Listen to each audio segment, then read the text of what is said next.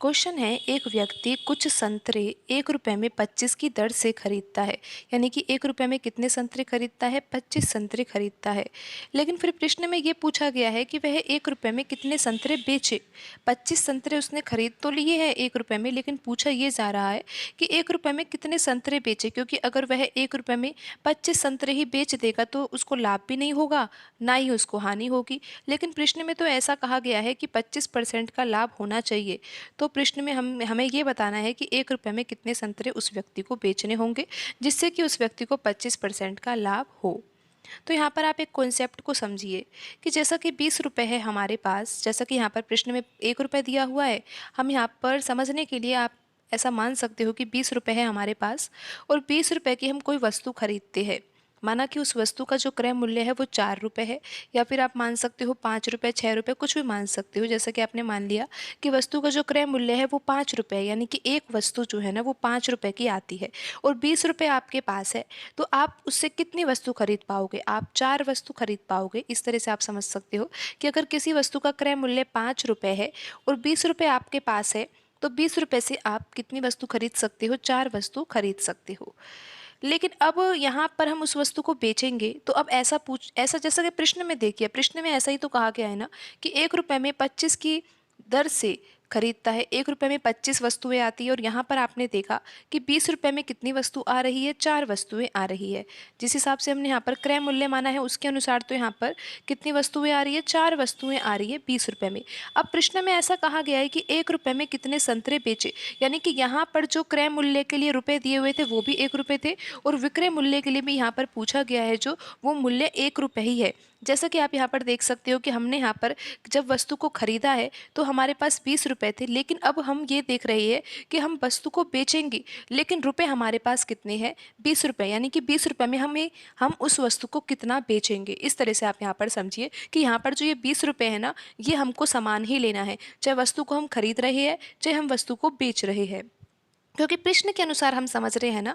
तो यहाँ पर प्रश्न के अनुसार आपने देखा कि 1 रुपए में 25 की दर से, यानी कि 1 रुपए में 25 वस्तुएं आती है और फिर पूछा भी ये गया है कि 1 रुपए में ही कितनी वस्तुएं बेचनी होगी, यानी कि कितने संतरे बेचने होंगे। तो ये 20 रुपए तो हमें लेना होगा। विक्रय मूल्य के लिए भी हम 20 रुपए ही लेंगे। हम ये देखेंगे कि विक्रय मूल्य अगर यहाँ पर हम मान लेते हैं कि जैसा कि 4 रुपए है, तो फिर ये वस्तु को हमें कितना बेचना होगा 20 रुपए में? तो वस्तु कितनी बिकेगी? क्योंकि 20 रुपए ही विक्रय मूल्य होगा, क्रय मूल्य भी 20 रुपए और विक्रय मूल्य भी 20 रुपए। तो यहाँ पर आप देख सकते हो कि वस्तु कितनी होगी, यहाँ पर 5 होगी। यानी कि 4 रुपए वस्तु का अगर विक्रय मूल्य है तो 5 वस्तुएं बेचनी होगी 20 रुपए में। तो आप यहाँ पर ये समझिए कि जैसा कि यहाँ पर सीपी और हम लिख लेते हैं यहाँ पर एसपी, यानी कि सेलिंग प्राइस।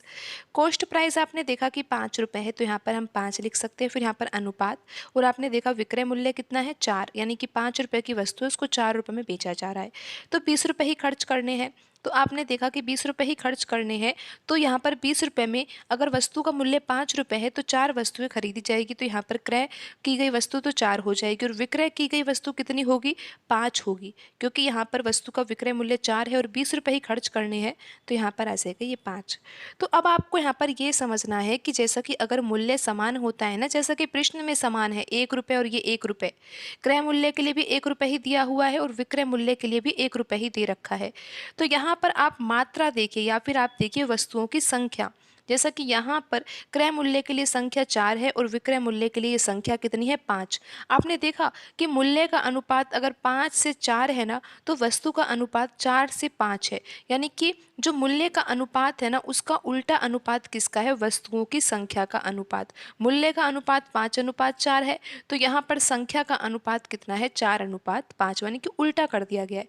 अब यहाँ पर आप समझिए कि जैसा कि हम यहाँ पर लिखते हैं कॉस्ट प्राइस और यहाँ पर लिखते हैं सेलिंग प्राइस और यहाँ पर हम मूल्य निकालते हैं। आपको पता है कि 25% का लाभ होना चाहिए, तो 25% का लाभ तभी हो सकता है, कब हो सकता है? पहले तो हम प्रतिशत को भिन्न में बदलेंगे, उसके बाद पता लगाएंगे कि यहाँ पर क्रय मूल्य कितना होना चाहिए और विक्रय मूल्य यहाँ पर कितना होना चाहिए।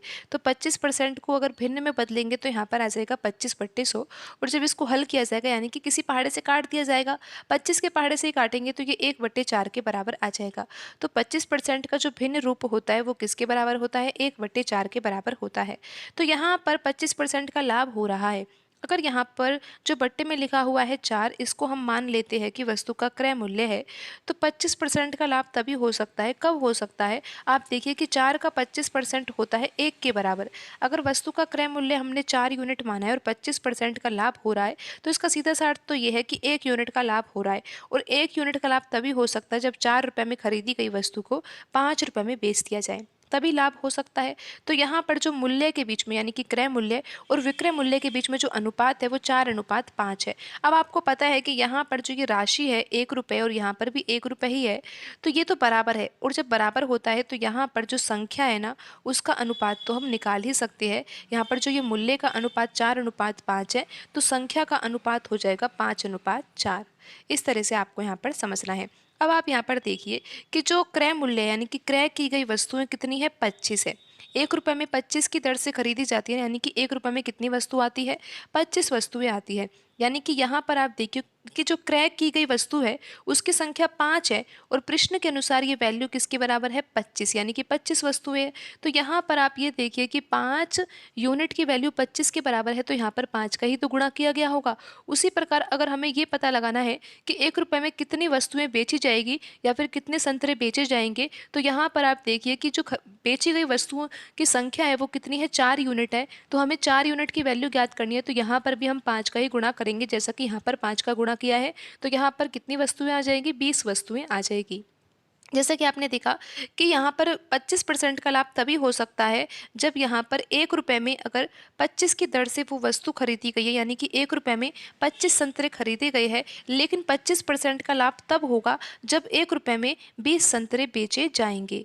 तो इस तरह से आपने यहाँ पर समझा कि 25% का लाभ तभी हो सकता है जब 1 रुपये में कितने संतरे बेचे जाए, 20 संतरे बेचे जाए। ऑप्शन ए यहाँ पर सही आंसर होगा। क्वेश्चन है, यदि किसी वस्तु का विक्रय मूल्य उसके लागत मूल्य का 8/5 गुना है तो लाभ प्रतिशत ज्ञात करें। तो यहाँ पर जो लिखा हुआ है विक्रय मूल्य उसके लागत मूल्य का 8/5 गुना है, तो इसको इक्वेशन में लिखते हैं।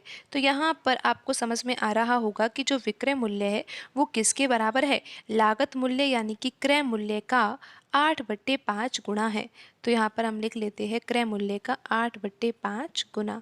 तो अब इसको हम लिखते हैं किस तरीके से, विक्रय मूल्य यानी कि सेलिंग प्राइस लिख सकते हैं हम यहाँ पर, क्रय मूल्य यानी कि कॉस्ट प्राइस, का के स्थान पर हमको गुणा ही लिखना है, और ये 8/5 हमें लिख देना है।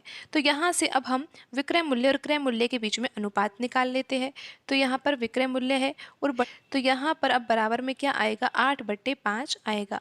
अब आप यहाँ पर ये देख सकते हो कि यहाँ पर अगर हम मान लेते हैं, जैसा कि आप देख रहे हो कि सेलिंग प्राइस के सामने 8 लिखा हुआ है, तो हम वस्तु का विक्रय मूल्य अगर 8 यूनिट मान लेते हैं, और यहाँ पर देखिए कि क्रय मूल्य यानी कि कॉस्ट प्राइस के सामने 5 लिखा हुआ है, तो यहाँ पर क्रय मूल्य कितना है, 5 यूनिट है, और यहाँ पर विक्रय मूल्य कितना है, 8 यूनिट है। तो आपको अब ये समझ में आ रहा होगा कि विक्रय मूल्य जो है वो क्रय मूल्य से ज़्यादा है, और कितना ज़्यादा है, 3 यूनिट ज़्यादा है। लेकिन आंसर तो हमें प्रतिशत में निकालना है। आप देख सकते हो प्रश्न में पूछा गया है कि लाभ प्रतिशत ज्ञात कीजिए, तो आपको पता है कि लाभ कितने का हो रहा है, 3 यूनिट का लाभ हो रहा है। लाभ प्रतिशत का आंसर निकालना है ना, तो बट्टे में हमें क्रय मूल्य रखना होगा। क्रय मूल्य कितना है, 5, तो बट्टे में 5 लिख देंगे, मल्टीप्लाई हम 100 से करेंगे क्योंकि आंसर हमें प्रतिशत में निकालना है। 5 से यहाँ पर हम 100 को काट सकते हैं, 20 बार कटेगा, और आंसर यहाँ पर आ जाएगा 60%। 20 का गुणा 3 से करेंगे तो 60 आ जाएगा, और 60% क्या है यहाँ पर, लाभ प्रतिशत। आप देख सकते हो कि ऑप्शन बी में लिखा हुआ है 60%, तो यही सही आंसर होगा। क्वेश्चन है, एक व्यापारी 27 रुपये में एक वस्तु खरीदता है, यानी कि वस्तु का जो क्रय मूल्य यहाँ पर दिया हुआ है वो कितना है, 27 रुपये है। प्रश्न में आगे दिया हुआ है कि विक्रय मूल्य के 10% लाभ पर बेच देता है। प्रश्न में ऐसा कहा गया है कि लाभ तो हो रहा है, 10% लाभ हो रहा है, लेकिन ये लाभ जो दिया हुआ है यहाँ पर प्रश्न में वो विक्रय मूल्य पर दिया हुआ है। अब प्रश्न में तो पूछा ये गया है कि वस्तु का विक्रय मूल्य क्या होगा। तो आइए अब हम प्रश्न को करते हैं बिल्कुल आसान तरीके से। तो यहाँ पर हम लिख लेते हैं कॉस्ट प्राइस। कॉस्ट प्राइस यानी कि क्रय मूल्य और यहाँ पर हम लिख लेते हैं सेलिंग प्राइस यानी कि विक्रय मूल्य। अब आपको पता है कि लाभ हो रहा है 10% का, तो यहाँ पर हम 10% को बदलते हैं किस में, भिन्न में। 10% का भिन्न रूप क्या होगा, हमें लिखना होगा 10 और परसेंट का चिन्ह हटाकर बट्टे में लिखेंगे हम 100। और जब इसको हल किया जाएगा यानी कि किसी पहाड़े से काटा जाएगा, 10 के पहाड़े से ही हम काट रहे हैं, तो यहाँ पर आ जाएगा ये 1/10। तो 10% का भिन्न रूप क्या होता है, 10% का भिन्न रूप होता है 1/10। अब आप यहाँ पर ये समझिए कि जो लाभ यहाँ पर दिया हुआ है वो विक्रय मूल्य पर दिया हुआ है ना, तो बट्टे में जो 10 लिखा हुआ है इसको हम मानेंगे विक्रय मूल्य और यहाँ पर सेलिंग प्राइस के नीचे क्या लिख देंगे, 10। अब आप यहाँ पर ये समझिए कि विक्रय मूल्य का 10% यानी कि 10 यहाँ पर विक्रय मूल्य माना है और 10 का 10% निकाला जाएगा तो ये आएगा 1 के बराबर। तो यहाँ पर जो लाभ होगा वो कितने का होगा, 1 यूनिट का लाभ होगा अगर 10 यूनिट यहाँ पर वस्तु का विक्रय मूल्य है तो, क्योंकि 10 का 10% विक्रय मूल्य का 10% किसके बराबर है, 1 यूनिट के बराबर। तो यहाँ पर 10 यूनिट अगर वस्तु का विक्रय मूल्य और लाभ यहाँ पर 1 यूनिट होना चाहिए, तो लाभ तभी हो सकता है जब यहाँ पर 9 यूनिट की वस्तु खरीदी गई हो, यानी कि 9 रुपये में वस्तु खरीदी गई और 10 रुपये में बेच दी जाए, तो उस स्थिति में यहाँ पर 1 यूनिट का लाभ हो जाएगा। तो अब आप यहाँ पर ये समझिए कि आपको ये तो पता लग गया है कि क्रय मूल्य और विक्रय मूल्य के बीच में अनुपात कितना आया है, 9:10 आया है। और प्रश्न में देखिए कि ज्ञात क्या करना है, विक्रय मूल्य ज्ञात करना है, यानी कि 10 यूनिट की वैल्यू हमें ज्ञात करनी है। लेकिन प्रश्न में जो वैल्यू दी हुई है वो किसकी वैल्यू दी हुई है, प्रश्न में क्रय मूल्य दिया हुआ है कि 27 रुपये में एक वस्तु खरीदी जाती है। तो क्रय मूल्य कितना है, यहाँ पर 27 रुपये है, यानी कि यहाँ पर जो ये CP है यानी कि कॉस्ट प्राइस कितना है, 9 यूनिट है ना, और प्रश्न के अनुसार इसकी वैल्यू कितनी है, 27 रुपये है। और हमें ज्ञात ये करनी है कि विक्रय मूल्य की वैल्यू क्या होगी। तो यहाँ पर 9 यूनिट की वैल्यू 27 रुपये है, तो यहाँ पर 9 में 3 का ही तो गुणा किया गया होगा, तभी तो 27 आया है ना। तो उसी प्रकार हम 10 में 3 का गुणा करेंगे तो यहाँ पर विक्रय मूल्य कितना आ जाएगा, 30 रुपये आ जाएगा। 27 रुपये की वस्तु है, मतलब 27 रुपये में वस्तु को खरीदा गया है, विक्रय मूल्य पर 10% का लाभ होना चाहिए था, तो वस्तु का विक्रय मूल्य यहाँ पर कितना आया है, 30 रुपये आया है। ऑप्शन डी यहाँ पर सही आंसर होगा। क्वेश्चन है, किसी वस्तु को एक निश्चित मूल्य पर बेचा जाता है। यदि उस वस्तु का इस मूल्य के 80% पर बेचा जाता है तो 10% की हानि होती है। यदि वस्तु को उसके वास्तविक बिक्री मूल्य पर बेचा जाता है तो लाभ प्रतिशत क्या होगा। तो प्रश्न में ऐसा कहा गया है कि एक वस्तु को निश्चित मूल्य पर बेचा जाता है, लेकिन यदि इस मूल्य के 80% पर बेचा जाता है, आप यहाँ पर समझिए कि यहाँ पर हम मान लेते हैं कि वस्तु का विक्रय मूल्य, यानी कि ये वह विक्रय मूल्य है जिस जिस निश्चित मूल्य की बात हो रही है ना, ये वह वाला विक्रय मूल्य है। लेकिन अब वर्तमान में उसको किस मूल्य पर बेचा जा रहा है, तो यहाँ पर हम लिख लेते हैं वर्तमान विक्रय मूल्य।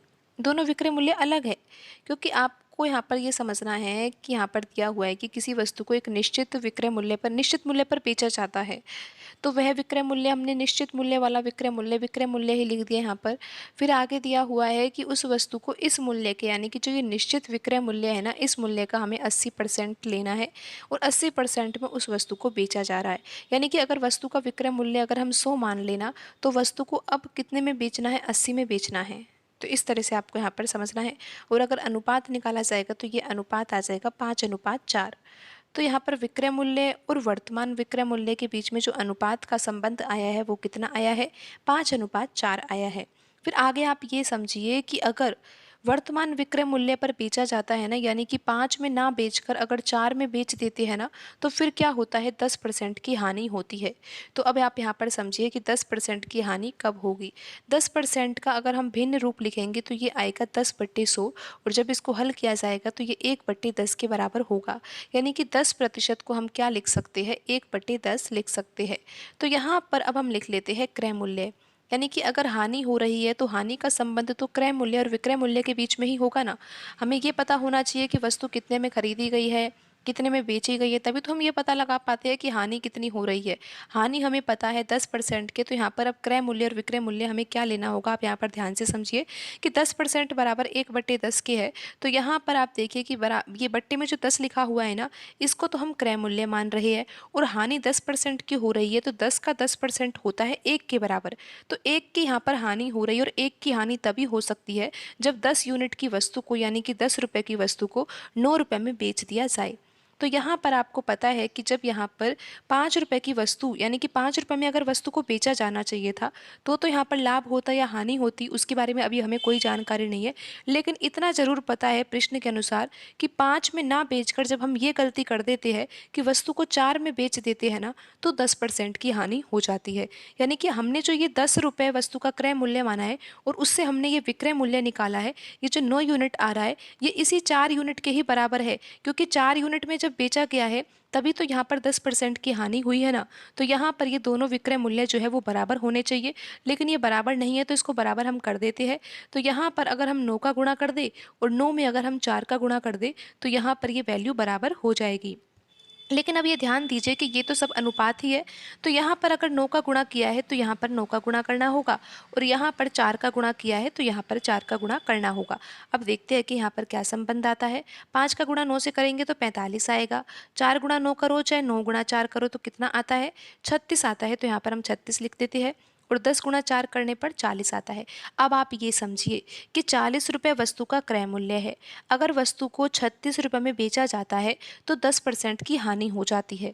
लेकिन अब प्रश्न में ऐसा पूछा गया है कि यदि वस्तु को उसके वास्तविक बिक्री मूल्य पर बेचा जाए तो वास्तविक बिक्री मूल्य कितना है, 45, यानी कि 45 में बेचना चाहिए था। लेकिन प्रश्न में ऐसा कहा गया था ना कि उस वस्तु को अगर 80% पे बेच दिया जाए, यानी कि 45 का अगर 80% निकाला जाएगा ना तो 36 रुपये के ही बराबर आएगा। अगर 36 रुपये में उस वस्तु को बेचा जाएगा और 40 रुपये की वह वस्तु है तो यहाँ पर 10% की हानि होगी। लेकिन अब तो प्रश्न में ऐसा कहा जा रहा है कि 36 रुपये में वस्तु को नहीं बेचना है, वास्तविक बिक्री मूल्य पर बेचना है। तो वास्तविक बिक्री मूल्य तो कितना है, 45 है। तो अब हमें ज्ञात करना है कि लाभ प्रतिशत क्या होगा। तो आपको पता है कि 40 रुपये की वस्तु है और 45 में उसको बेचा जा रहा है, तो लाभ तो यहाँ पर कितने का होगा, 5 यूनिट का होगा। बट्टे में हमें लिखना होगा क्रय मूल्य को, क्रय मूल्य कितना है, 40 है, और मल्टीप्लाई हम करेंगे 100 से, क्योंकि आंसर हमें प्रतिशत में देना है। अब हम इसको हल कर लेते हैं। तो यहाँ पर 5 के पहाड़े से 40 कटेगा 8 बार, और अगर आप यहाँ पर 100 में 8 से भाग दोगे तो यहाँ पर जाएगा ये 12.5 बार, और आंसर आ जाएगा 12.5%। और ये आंसर किसका है, लाभ प्रतिशत का आंसर है। ऑप्शन बी यहाँ पर सही आंसर होगा। क्वेश्चन है, किसी वस्तु पर लागत मूल्य से 200% से बढ़ाकर मूल्य अंकित किया गया, 25% छूट देने के बाद इसे 540 रुपये में बेचा गया, वस्तु का लागत मूल्य ज्ञात कीजिए। तो यहाँ पर प्रश्न में जो संबंध दिया हुआ है वो अंकित मूल्य, क्रय मूल्य और विक्रय मूल्य के बीच का दिया हुआ है। तो यहाँ पर तो हम लिख लेते हैं कॉस्ट प्राइस यानी कि क्रय मूल्य, यहाँ पर हम लिख लेते हैं मार्क्ड प्राइस यानी कि अंकित मूल्य, और यहाँ पर हम लिखते हैं सेलिंग प्राइस यानी कि विक्रय मूल्य, यानी कि जितने मूल्य पर वस्तु को बेचा गया है वही उसका विक्रय मूल्य होता है। तो यहाँ पर अगर हम मान लेते हैं कि वस्तु का क्रय मूल्य कितना है, 100 रुपये है, तो यहाँ पर अंकित मूल्य कितना है, प्रश्न में कहा गया है कि जो अंकित मूल्य है वो कितना है, लागत मूल्य से 200% बढ़ाकर मूल्य अंकित किया गया है, यानी कि लागत मूल्य यानी कि क्रय मूल्य। तो क्रय मूल्य का अगर हम 200% निकालेंगे तो किसके बराबर आएगा, 100 का अगर 200% निकाला जाएगा ना तो 200 के बराबर ही आएगा। आप निकाल भी सकते हो, 100 का 200% निकालना है तो 100 गुणा 200 बट्टा 100 करना होगा हमें, और 100 से 100 तो कट ही जाएगा और ये किसके बराबर आएगा, 200 के बराबर आएगा। तो हमें 100 में 200 रुपये बढ़ाने पड़ेंगे, यानी कि 100 रुपये अगर वस्तु का लागत मूल्य है तो 200% बढ़ाकर लिखना है ना। तो 100 में अगर 200 बढ़ा दिया जाएगा तो यहाँ पर अंकित मूल्य कितना हो जाएगा, ये 300 हो जाएगा। तो इस तरह से आपको यहाँ पर समझना है। अब आगे आप यहाँ पर ध्यान दीजिए, 25% की अब छूट दी जा रही है, तो 25% की छूट यहाँ पर अंकित मूल्य पर दी जाएगी। तो 25% की छूट अगर हम यहाँ पर 300 में देंगे तो हम यहाँ पर देखते हैं कि अब वस्तु को कितने रुपए में बेचा जाएगा। तो 300 का 25% किसके बराबर होता है, आपको पता है कि यहाँ पर अगर 300 का 25% निकालेंगे तो ये 2 जीरो से ये 2 जीरो कट जाएगी, और 3 का गुणा 25 से होगा तो आएगा यहाँ पर 75 रुपये, यानी कि यहाँ पर 75 रुपये की छूट दी जाएगी।